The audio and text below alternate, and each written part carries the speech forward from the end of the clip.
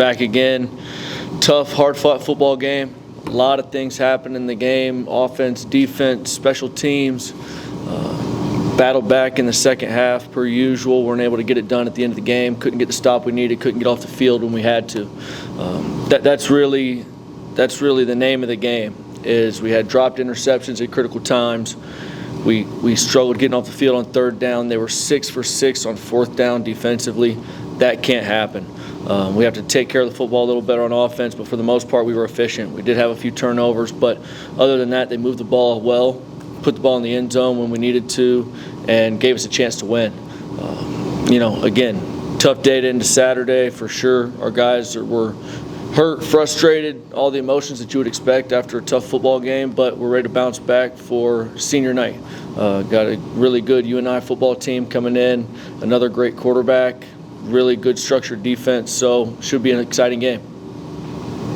Do you guys have any communication with the Valley or anything about the last drive, the 2 overturns there?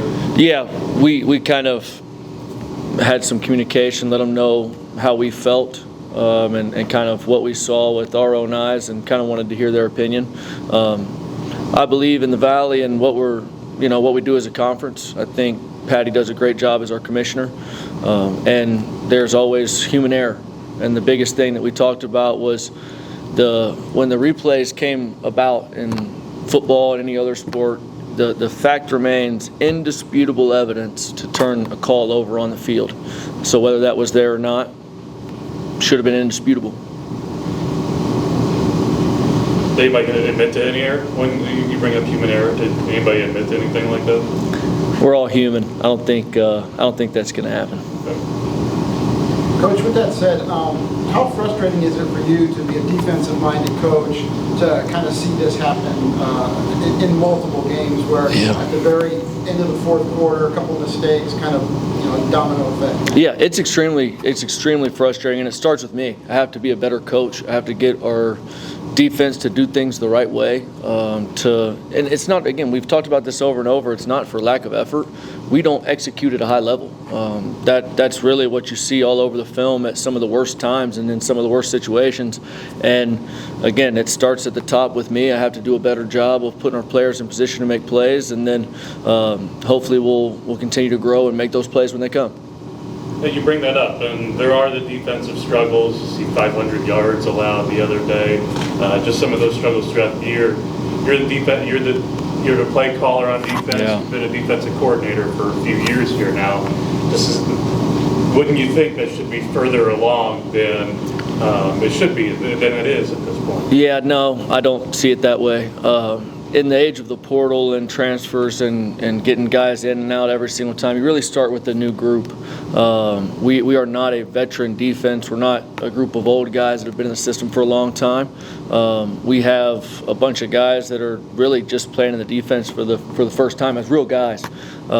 So again, I think that we're continuing to build for the future, and guys are making strides in certain situations. And you've got to, at this point of the year, you've got to look at any small victory you can find and continue to praise them and build them up, because again, I think we're heading in the right direction, like we talked about on Saturday. And just that evaluating right now, just talking to Rick when he brings up who's all going to, the lack of too many people who we typically see on Saturdays that'll be participating in like senior day, and of course we'll have some transfer movement and everything, but all that youth is building up to have some continuity going into next year if guys stay. Just what excites you about that group and what you can bring, because it's going to be the next few weeks, that's going to be a month from now as well. Sure, we've all been together this whole time. We've been in these press conferences talking about some really painful moments throughout the year, and I think we've learned and we've grown and we've ingested those painful moments and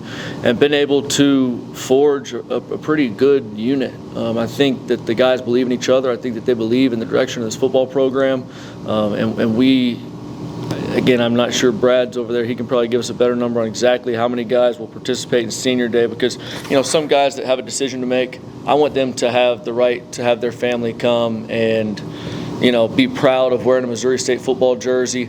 And then if they decide to stay, great. If they decide to go on and pursue their NFL dreams, I support that as well.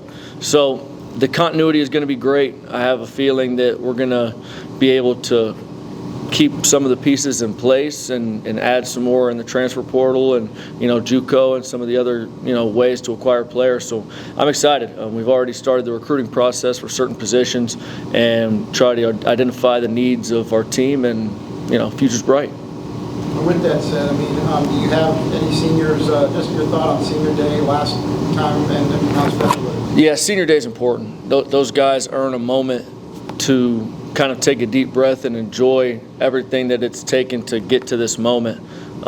These guys lived through a global pandemic. School was shut down on them. Some of them, failed to pass any classes because there was no structure, there was no help. They were basically, down in Florida saying, hey, Johnny, do well on this test. And they made it through. They've made it to where they're going to earn a meaningful degree from a great university. They've played for multiple football coaches. We've been able to turn it around here since our time on campus, which has been fun and great. And they've been the pillars of success for the future. Our young guys have had some really good older guys to look up to, and hats off to those guys that will be celebrating Senior Day. You talked about Northern Iowa. Last home game, and you got a pretty good team coming in here, and again, another good quarterback. Yeah, Theo Day can absolutely rip it. He's a big presence back there. I don't know. I stood by him last year. I think he's undersold on the, what does he say, 6'5". I think he's all of 6'5" at least, maybe a little taller. And their offensive staff does a nice job. They always develop really big, strong offensive linemen. They've got good skill around them, good running game. And, again, tall task, because they're a perennial playoff team, probably going to get in the playoff again this year if things go right for them. But we know what we have to go against each week, and we're excited for the challenge on Senior Day. We talk about the things that held you back on this past Saturday. You look at UNI, one of the best fourth down conversion teams offensively in the country, one of the best third downs. What is it about those downs where you guys struggled, and where you guys can get better when you're going up against one of the best? Yeah, it's absolutely vital, because the more we have a really good offense this year. We're efficient. We do the right things. Sure, we have some issues, some turnovers here and there, but for the most part, we are efficient, and we have ability to put the ball in the end zone. We have great playmakers over there, and as many times as we can get the ball back to the offense, the better. Those are crucial downs. The more times our offense can touch the ball, the more we're going to get the ball in the end zone. And just to share a stat with you, I don't know if there's many football games I've been a part of that you forced 20 third downs. And we were manageable on third downs, but the fourth downs just killed us. 6 for 6 is not good. We have to make sure we get off the field in those positions, and this week we have to liven it up in practice to make sure. A lot of times you get what you emphasize. We've been emphasizing a few weeks in a row, but obviously we've got to change something. So time to get creative, time to put more pressure on the guys in practice, and see if we can't get off the field this Saturday.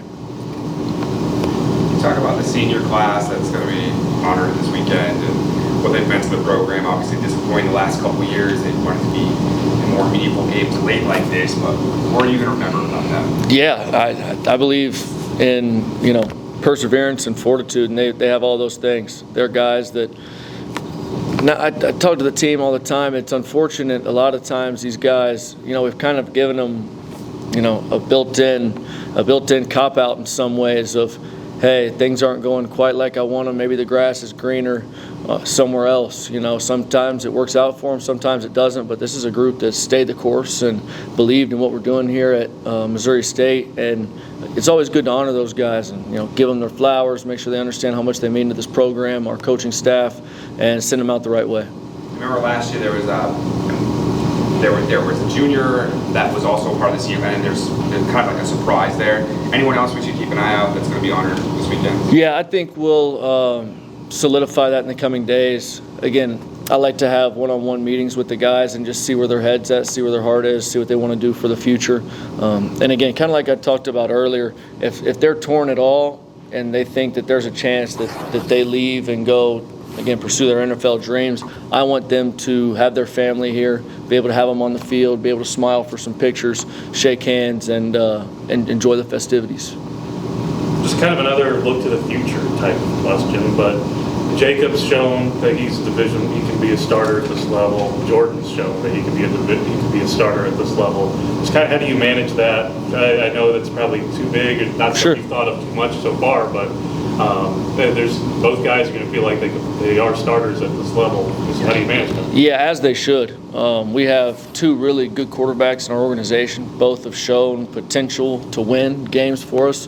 And I think, a little closer to time, we'll be able to tell you a little more in detail how we'll go about that. But I'm excited to watch Jordan lead the guys on Saturday and go after it on Senior Day.